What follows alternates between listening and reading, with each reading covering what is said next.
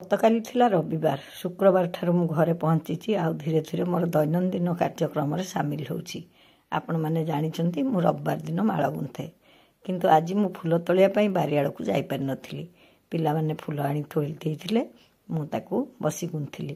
ପରେ ଟିକେ ବାରିଆଡ଼କୁ ଗଲି। ଏଇ ସୁନ୍ଦର ନୂଆ ଫୁଲଟି ପ୍ରଥମ ହେଇ ଆମ ବାଡ଼ିରେ ଫୁଟିଛି। ତା ନାଁ କ'ଣ ମୋତେ କହିବେ? ତାପରେ ମୁଁ ଆମ ଘର ସାମ୍ନା ମନ୍ଦାର ଗଛକୁ ଟିକେ ଦେଖିଲି। ଆରେ ଏବେ ଫୁଲ ଫୁଟୁଛି କି ନ ଫୁଟୁଛି ମୁଁ ତ ଆଇଲା ବେଳୁ ସେ ଗଛକୁ ଲକ୍ଷ୍ୟ କରିନି। ଏୟା ଭାବି ଗଛ ପାଖକୁ ଗଲି ଆଉ ତାକୁ ଚାରିପଟୁ ଭଲକି ଦେଖିଲି। ସତରେ ଆଗ ଭଳି ଖୁବ୍ ସୁନ୍ଦର ଧଳା ମନ୍ଦାର ସବୁ ଫୁଟିଛି। ମନ ଟିକେ ଖୁସି ହେଇଗଲା। ଆଉ ପୁଣି ମନେ ପଡ଼ିଲା ମୁଁ ଆପଣମାନଙ୍କୁ ପଞ୍ଚତରଙ୍ଗୀ ବିଷୟରେ ଗୋଟେ 3 ମିନିଟିଆ ଭିଡ଼ିଓ କରିକି ଦେଇଥିଲି, କିନ୍ତୁ ଶେଷନାଗର ରାତ୍ରି ଯାପନ ବିଷୟରେ ମୁଁ ଆପଣମାନଙ୍କୁ କହିନଥିଲି। ତେଣୁ ଆଜି ମୁଁ ସେଇ କଥା କହୁଛି। ଏ ଭିଡ଼ିଓଟି ମୁଁ ଶେଷନାଗରେ ସକାଳେ ହିଁ କରିଥିଲି। ମୋର ଓଠ ସବୁ ଆପଣମାନେ ଦେଖିପାରୁଥିବେ କେମିତି ଫାଟିଯାଇଛି। ପ୍ରକୃତରେ ମୁଁ ଏକାକାଳୀନ ଏ ଭିଡ଼ିଓଟିକୁ ସୁଟ୍ କରିଥିଲି। ଆଉ କିଛି କଥା ପଞ୍ଚତରଙ୍ଗୀ ଉପରେ କହିଥିଲି, ଯାହା ଆଜି ଆଉ କହିବା ଉଚିତ ମନେ କଲିନି ବୋଲି ତାର ସାଉଣ୍ଡ କାଟିଦେଇ ମୁଁ ପୁଣି ଏଇ ଭିଡ଼ିଓରେ ତାକୁ ଯୋଡ଼ିଦେଲି। ମୋର ଉଦ୍ଦେଶ୍ୟ, ଆଜି ମୁଁ ଆପଣଙ୍କୁ ଶେଷନାଗ ବିଷୟରେ କହିବି। ଶେଷନାଗ ଆମେ ପ୍ରଥମ ରାତିଟା ମାନେ 25 ତାରିଖ ରାତିଟା ପଞ୍ଚତରଙ୍ଗୀରେ ରହିଲୁ। ପୁଣି ପରଦିନ ସକାଳୁ 26 ତାରିଖ ଦିନ ଆମେ ଶେଷନାଗ ଅଭିମୁଖେ ବାହାରି ଆସିଲୁ। ଆଉ ଏଇ ଭିଡ଼ିଓ ମୁଁ ଶେଷନାଗରେ ହିଁ କରିଥିଲି। ସେଠି ଆମେ ଯେଉଁଠି ଟେଣ୍ଟ ନେଇଥିଲୁ ସେଇ ଟେଣ୍ଟ ସମ୍ମୁଖରେ ଗୋଟିଏ ସୁନ୍ଦର ଝରଣା ଥିଲା। ଆଉ ପଞ୍ଚତରଙ୍ଗୀ ଅପେକ୍ଷା ଏଠି ବହୁତ ବେଶୀ ଦୋକାନ ବଜାର ଥିଲା। ଅଲଗା ପ୍ରକାର ଖାଇବା ଜିନିଷ, ମାନେ ଆପଣ ଲଙ୍ଗର ବ୍ୟତୀତ କିଛି ଖାଇବା ଜିନିଷ, ଥଣ୍ଡା ପାନୀୟ, ଟୋପି, ସ୍ୱେଟର ଏସବୁ ବି କିଣିପାରିବାର ସୁବିଧା ଥିଲା। କିନ୍ତୁ ଏଠିକାର ଜଳବାୟୁ ବେଶୀ ଶୀଘ୍ର ପରିବର୍ତ୍ତନଶୀଳ ଥିଲା। ଏଇଠି କହୁଥିଲି ମୁଁ ଯେଉଁ ଟେଣ୍ଟ ପାଖରେ ଝରଣା କଥା। ତେଣୁ ଏଠି ସବୁବେଳେ ମାଇକ୍ ଦ୍ୱାରା ପ୍ରଚାରିତ ହେଉଥିଲା ଯେ ଆପଣମାନେ ଯଥାଶୀଘ୍ର ଆପଣଙ୍କ କାମ ସାରି ଟେଣ୍ଟ ଭିତରକୁ ଚାଲିଯାଆନ୍ତୁ। ପରଦିନ ସକାଳର ଦୃଶ୍ୟ ଦେଖନ୍ତୁ। ଆକାଶ କେତେ ସ୍ୱଚ୍ଛ ଆଉ ନୀଳ। ସବୁଆଡ଼କୁ ଅନେଇଲେ ମନ ଆନନ୍ଦରେ ଭରି ଉଠେ। କେଉଁଠୁ ବି ଆଖି ଫେରେଇ ଆଣିବା ପାଇଁ ଇଚ୍ଛା ହୁଏ ନାହିଁ, କିନ୍ତୁ ପୁଣି ଗୋଟେ ଭୟ ଆଶଙ୍କା ମଣିଷକୁ କବଳିତ କରି ରଖେ। ପ୍ରତି ମୁହୂର୍ତ୍ତରେ ସେମାନେ କହୁଥାନ୍ତି ଆପଣମାନେ ଗରମ ପାଣି ପିଅନ୍ତୁ, ଥଣ୍ଡାଠୁ ଦୂରେଇକି ରୁହନ୍ତୁ, ସବୁବେଳେ ଟେଣ୍ଟ ଭିତରେ ରହିବାକୁ ଚେଷ୍ଟା କରନ୍ତୁ। ଯଦି ଆପଣଙ୍କ ଘର ଲୋକଙ୍କ ସାଙ୍ଗେ ଯୋଗାଯୋଗ ହେଇପାରୁନି ତାହେଲେ ଆମ ସହିତ ଯୋଗାଯୋଗ କରନ୍ତୁ। ଏଇଠି ଗୋଟିଏ କଥା ମନେ ପଡ଼ିଲା, ଆପଣମାନେ ଯେବେ ଯିବେ ନିଶ୍ଚୟ ସାଙ୍ଗରେ ପାୱାର ବ୍ୟାଙ୍କ ନେଇଥିବେ। କେଉଁଠି କୌଣସି କାରଣରୁ ଯଦି ଆପଣଙ୍କ ଫୋନ୍ଟି ଚାର୍ଜ ହେଇ ନ ପାରିଲା, ଘର ସାଙ୍ଗେ ଯୋଗାଯୋଗ କଟିଗଲା, ତାହେଲେ ସେମାନେ କେତେ ବ୍ୟସ୍ତ ହେବେ। ସକାଳୁ ପାଗ ବେଶ ଭଲ ଥିଲା। ଆମେ 3 ଜଣ ପୁଣି ବାହାରିଲୁ ଚନ୍ଦନବାଡ଼ି ଉଦ୍ଦେଶ୍ୟରେ। ଏଇଟା ଥିଲା ଆମର ଶେଷ ଘୋଡ଼ା ଯାତ୍ରା ବା ଶେଷ କଠିନ ଯାତ୍ରା। ଆପଣମାନେ ଭାବୁଥିବେ ଘୋଡ଼ାରେ ବା ପାଲକିରେ ଗଲେ ଅସୁବିଧା କ'ଣ? ଆରାମରେ ତ ଯିବ। ଯଦି ଜୀବନରେ କେବେ ଯିବେ ତାହେଲେ ନିଶ୍ଚୟ ଅନୁଭବ କରିବେ। ଶେଷନାଗର ନାମକରଣ କାହିଁକି ହେଇଛି? ଶିବ ଯେତେବେଳେ ସେଇ ନିବୃତ କନ୍ଦରକୁ ପାର୍ବତୀଙ୍କୁ ସାଥିରେ ନେଇ ଯାଇଥିଲେ, ସମସ୍ତଙ୍କୁ ଗୋଟିଏ ଗୋଟିଏ ଜାଗାରେ ଛାଡ଼ି ଦେଇ ଯାଇଥିଲେ। ସେଠିକି କେବଳ ଏକାକୀ ସେମାନେ ଶିବ ଆଉ ପାର୍ବତୀ ଯାଇଥିଲେ। ଏଠାରେ ସେ ତାଙ୍କ ଗଳାର ସର୍ପକୁ ବା ଶେଷନାଗକୁ ଛାଡ଼ିକି ଯାଇଥିଲେ। ମୋତେ ସବୁଠୁ ଆଶ୍ଚର୍ଯ୍ୟ ଲାଗିଲା ଯେ ଆମେ ହିମାଳୟରେ ଯେତେ ଝରଣା ଦେଖିଲୁ ସବୁ ଦୁଗ୍ଧବର୍ଣ୍ଣ, ମାନେ ଧଳା। ସେ ପାଣି ଏତେ ସ୍ୱଚ୍ଛ, ଏତେ ଧଳା ଯେ ଆମ ଏପଟ ପାଣିଠୁ ପୁରା ଅଲଗା ଦେଖାଯାଉଥିଲା। କିନ୍ତୁ କେମିତି ଆଶ୍ଚର୍ଯ୍ୟର କଥା ଦେଖନ୍ତୁ, ଏଇ ଶେଷନାଗ ଝିଲିର ପାଣି, ଏଇଟାକୁ ଶେଷନାଗ ଝିଲି ବୋଲି କୁହାଯାଏ। ଏଇ ଝିଲିର ପାଣିର ବର୍ଣ୍ଣ ଆପଣମାନେ ତ ଦେଖିପାରୁଛନ୍ତି, ମୁଁ ଆଉ କ'ଣ କହିବି। ଯାହାକି ଆପଣ ହିମାଳୟର ଅନ୍ୟ ସମସ୍ତ ଝରଣାର ବର୍ଣ୍ଣ ଠାରୁ ଏ ପାଣିର ବର୍ଣ୍ଣ ଅଲଗା ଥିଲା। ଆଉ ସେଦିନ ପାଗ ଏତେ ଭଲ ଥିଲା, ଆଉ ଝିଲିଟି ଏତେ ସୁନ୍ଦର, ବା ଯେଉଁଟାକୁ ଆମେ ପାଣିର ଦହଲ ବୋଲି କହିଲେ ବୋଧହୁଏ ଠିକ୍ ହେବ। ପୋଖରୀ ବା ଆଉ କିଛି କହିଲେ, ହ୍ରଦ କହିଲେ ମୋତେ ଠିକ୍ ଲାଗୁନି। ପାଣିର ଏଇ ଦହଲ ଯେଉଁଟାକୁ ସେମାନେ ଝିଲ ବୋଲି କହୁଛନ୍ତି, ସେଇଟା ଏତେ ସୁନ୍ଦର ଥିଲା ଯେ ସେ କୂଳ ଛାଡ଼ି ଆସିବାକୁ ଇଚ୍ଛା ହେଉନଥିଲା। ଖରା ପଡ଼ୁଥିଲା। ଆମେ ଯଦି ଆମର ରେନିକୋଟ୍ ବା ଜ୍ୟାକେଟ୍ ଖୋଲି ଦେଉଥିଲୁ, ଆମକୁ ଘୋଡ଼ାବାଲାମାନେ ତାଗିଦ କରୁଥିଲେ। ସେ ସବୁବେଳେ କହୁଥିଲେ ଯେ ଏଠିକାର ପାଣିପାଗ ଉପରେ କୌଣସି ଭରସା ନାହିଁ। ତମେ ଘୋଡ଼ାରୁ ଓହ୍ଲେଇ ପୋଷାକ ପିନ୍ଧୁ ପିନ୍ଧୁ ହୁଏତ ପ୍ରବଳ ବର୍ଷାରେ ଭିଜିଯିବ।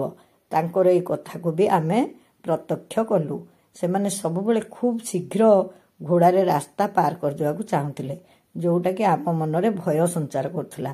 ଦେଖନ୍ତୁ ଏ ଝିଲଟିକୁ ଅତିକ୍ରମ କରିବାକୁ ମୋତେ କେତେ ସମୟ ଲାଗୁଛି। ସେଇଥିରୁ ଆପଣମାନେ ତାର ଦୀର୍ଘତା ଅନୁଭବ କରିପାରୁଥିବେ।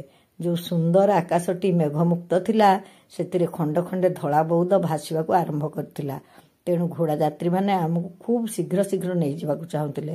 ହେଲେ ଆମକୁ ତ ଭୟ ଲାଗୁଥିଲା। ମୁଁ ସବୁବେଳେ କହୁଥିଲି, ବାପା ତମେ ଧୀରେ ଘୋଡ଼ା ଚଲାଅ, ଯେତେ ସମୟ ବି ଲାଗୁ। କିନ୍ତୁ ସେମାନେ ଉତ୍ତରରେ ମୋତେ କହୁଥିଲେ, ଯେତେ ସମୟ ନୁହଁ ମା, ହୁଏତ ଦରକାର ପଡ଼ିଲେ ତମକୁ ଏଇଠି ରହିଯିବାକୁ ପଡ଼ିବ। ଆଉ ଶେଷକୁ ସେନାବାହିନୀ ତମକୁ ହେଲିକପ୍ଟରରେ ଏଠୁ ରେସ୍କ୍ୟୁ କରିବେ।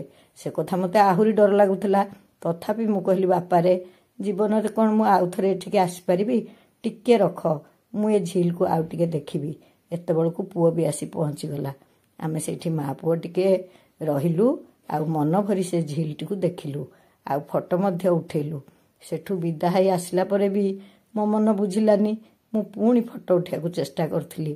ସେନାବାହିନୀର ଜଣେ ଯବାନ ମୋର ଏ ଫଟୋଟି ଉଠାଇ ଦେଇଛନ୍ତି।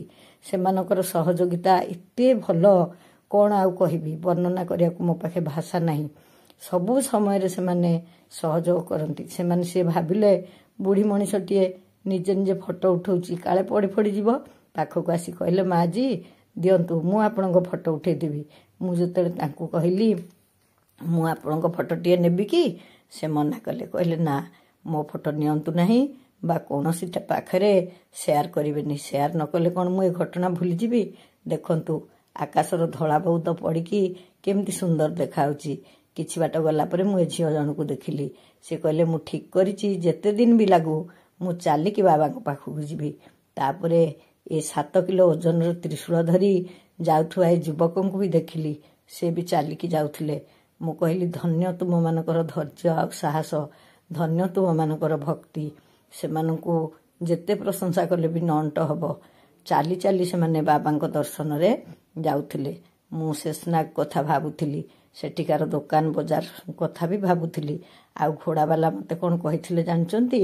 କହିଲେ, ଶେଷନାଗରେ ଯାହାର ଭାଗ୍ୟ ଥିବ ସେ ଶେଷନାଗଙ୍କର ଦର୍ଶନ ପାଇପାରିବ।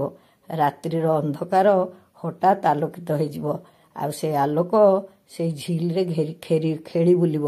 ଆମେ ଜାଣୁ ଯେ ଶେଷନାଗଙ୍କର ଆବିର୍ଭାବ ହୋଇଛି। ଆମେ କିନ୍ତୁ ସେ ଝିଲଠାରୁ ଅନେକ ଦୂରରେ ନେଇଥିଲୁ ଟେଣ୍ଟ, ଏଇ ଗହଳିପୂର୍ଣ୍ଣ ଜାଗାରେ। ମନରେ ରହିଲା, ମୁଁ ତ ଆଉ ଜୀବନରେ ଆସିପାରିବିନି, କିନ୍ତୁ ଆପଣମାନେ ଯିଏ ଯଦି ଆସିବେ, ମୁଁ କହି ରଖୁଛି, ଆପଣ ସେଇ ଶେଷନାଗ ପାଖାପାଖିରେ ଟେଣ୍ଟ ନେବେ।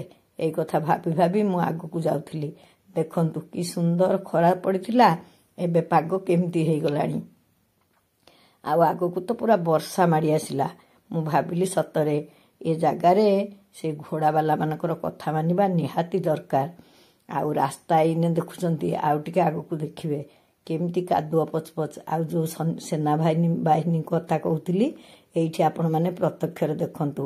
ପାଗ ଟିକେ ଖରାପ ହେଇଗଲା ତ ସେମାନେ ରାସ୍ତା ପାଖକୁ ଚାଲି ଆସିଲେ। କାଳେ କେଉଁଠି କ'ଣ ଅଘଟଣ ହେଇଯିବ, ତତ୍କ୍ଷଣାତ୍ ସେମାନେ ସହଯୋଗର ହାତ ବଢ଼ାଇବେ। ବହୁତ ଅଧିକ ପରିମାଣରେ ଆମର ସେନାବାହିନୀ ନିଯୁକ୍ତ ରହି ଆମମାନଙ୍କୁ ସହାୟତା କରିବା ପାଇଁ ସର୍ବଦା ସେଠି ତତ୍ପର ହେଇ ବୁଲୁଛନ୍ତି। ତାର ପ୍ରତ୍ୟକ୍ଷତା ଆପଣମାନେ ଏ ଭିଡ଼ିଓରୁ ଦେଖି ଜାଣିପାରିବେ। ଆଉ ପାଗ କେମିତି ପରିବର୍ତ୍ତନ ହୁଏ ତା ମଧ୍ୟ ଆପଣମାନେ ଜାଣିପାରିବେ। ଏଇନା କହୁଥିଲି ନା ଖରା ହେଉଛି, ମୁଁ ଶେଷନାଗରୁ ଚନ୍ଦନବାଡ଼ି ଯାଉଥିଲି, ଆଉ ପାଗ କେମିତି ହେଇଗଲା ଦେଖନ୍ତୁ। ଏ ପରିବେଶକୁ ନେଇ ଯେତିକି ଭୟ ଲାଗେ, ସେତିକି ମନ ଆନନ୍ଦିତ ହେଇ ଉଠେ। ସ୍ୱର୍ଗୀୟ ଆନନ୍ଦରେ ମନ ଭରିଯାଏ।